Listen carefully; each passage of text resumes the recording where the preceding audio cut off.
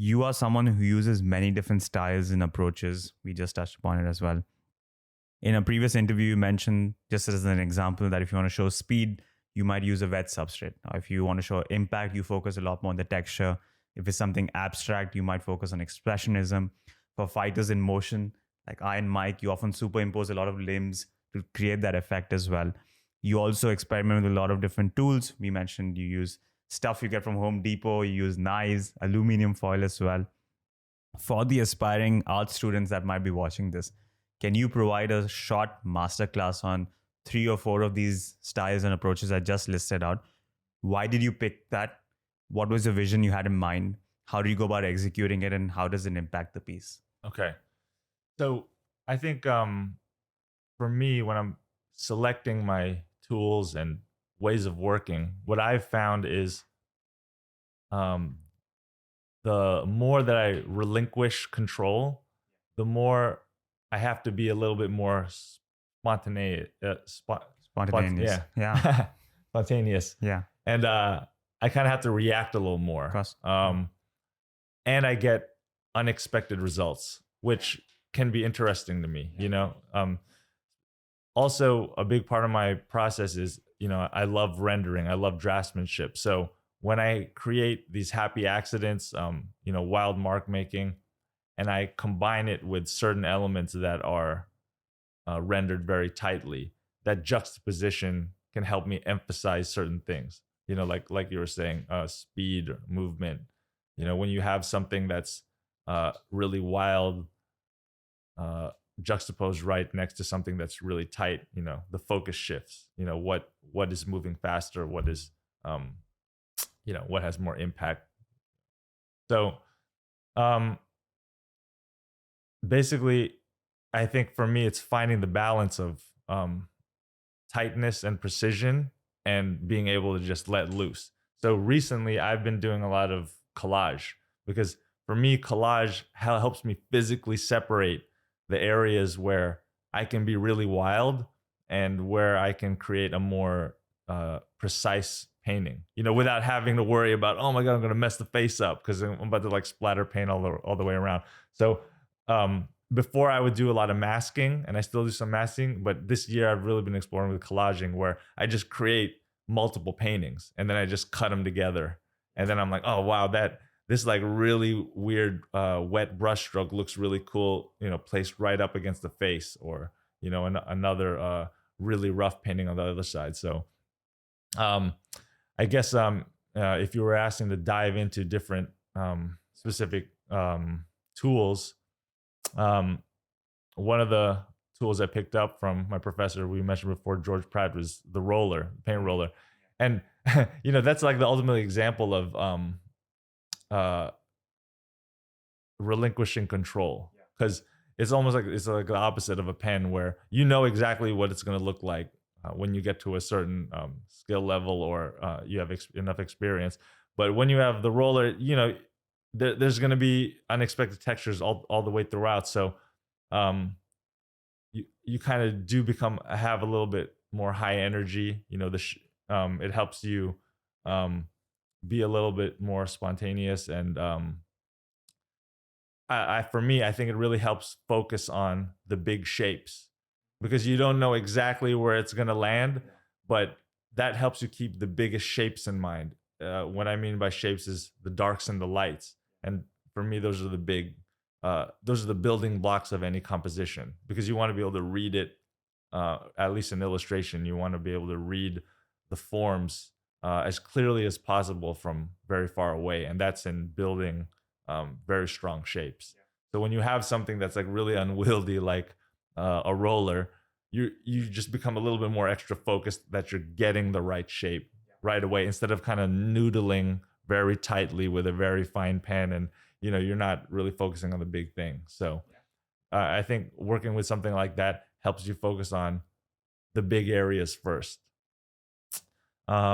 As far as maybe something else like collage, like I said, collage helps you, for me, it helps you be a little bit more free, because you're not so worried about experimenting on one piece, where you're, you know, because whereas maybe in the past before I started doing collage, I was like, I got this far and I spent a lot of time rendering this figure. Do I really want to take a chance and bust out, like a wet roller and stuff and mess everything up?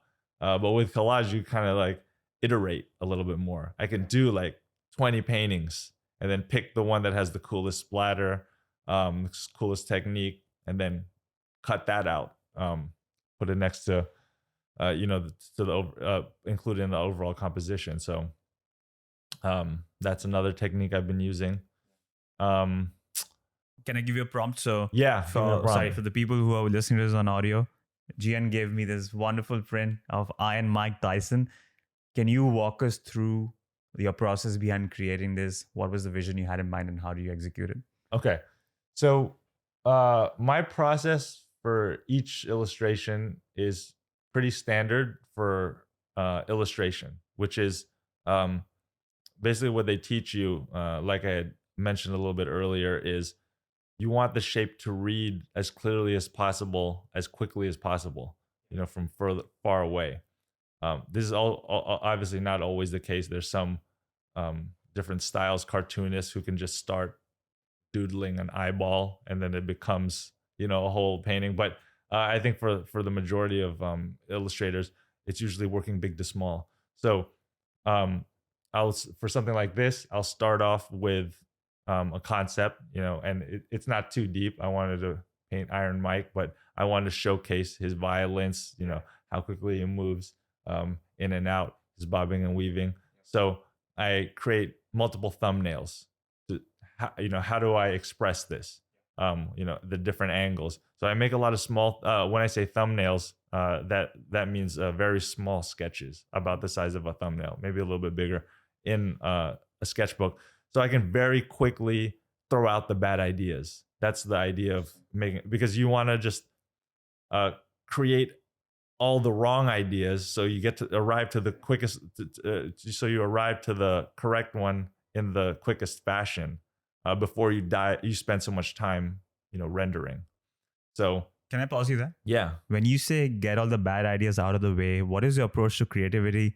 Do you get this feeling that you're just channeling a lot of ideas through and then it's just landing on the right one? Yeah. Like, do you often feel like the work that you're doing, and I might not be wording this properly, is that you're not creating it on the spot, but rather when you're in the zone, it's just coming through. These ideas are just rushing through and then it's just a matter of sifting through it? Oh yeah, definitely. And I think this is something I really learned in advertising too, because in advertising, the number one thing you're looking for, you're mining for, is the right idea. And with that, it's like you got to go through so many crappy ideas, and it's just it's not just gonna pop into your head, because you always have you have the time pressure. So the only way to get to the really cool idea is just to like write down every idea that you have, and then that bad idea will maybe lead to a good idea, hopefully, if you have enough of them. So it's kind of like that. It's a little different in drawing, I guess, because sometimes you have a little bit more a better idea of the form, but there's still so many different variations you want to. So yeah, I try to get all those all the different ideas I have out. Then I think it's through iteration is where you can really select the best thing, and basically it's just building on there. So once I get the tight thumbnail that I like, maybe I'll take a picture of it, put it in Photoshop, and maybe I'll block in the big lights and darks. So for me, in my illustration, lights and darks and composition, because I mainly work with figurative work, are very important, because I don't do a lot of maybe backgrounds, or it's not narrative like through like a comic book or something like that. It's like one single image. So I'll work on the biggest shapes, lights and darks. So in this case, in the Iron Mike example, I wanted to emphasize his inside movement. So my idea was to have one set of legs and have 3 different torsos kind of going wild. So when I got to this stage, I basically took some references so I could design the shadows and lights in a way that the form would be legible, because you could see it, 3 torsos on top of one legs. You could see it becoming very muddy very quickly, like not being able to understand, oh, is this his arm, is this the back arm or whatever. So what I shoot photo references to very quickly help me decide and design where the light is going to be, so the forms can be the most legible. So after I do that, I have my reference board. I have my reference photos of Mike Tyson all set up. I have my really tight sketch. That's when I get into my favorite part of painting, which is, I guess people would call it the flow state, because I have almost like all the problems figured out. I have all the things that are really going to stop me and be like, wait, how am I going to do this? It's all figured out. I know I have reference photos. I know, what the forms are going to look like. And now I that's when I turn on an audiobook, a podcast, and I can focus on the art making, which is texture, form, how the different paint is going to affect the paper. Like the really like minute things that maybe are less important than the overall form, but for me it's the most fun, because it's the stuff that you do as a kid where you're like, really, oh, I really want to focus on the shading on this face, things like that, all the detailing. At that stage, are you really concentrating on it, or are you playing? Like, because you put more on playing. You're more playing because you put on a podcast, you put on an audiobook, so you got your attention somewhere. So it feels like you're just now allowing your ideas to just flow through. Yeah, because I don't have to come up with any ideas anymore, because it's all like laid out for me. I've already solved all the big problems of legibility, shape, in the sketch, and I have the references. So basically, I'm using the other side of the brain where you're just like, I'm taking this part, I'm gonna paint it like that. I'm like translating through my hands basically, and that's the most enjoyable. I mean, that's my favorite thing to do. Like, especially listening to a dope sci-fi or a fantasy audiobook. It's like I'm watching a movie and I'm painting at the same time. So it's awesome. That's my favorite thing to do.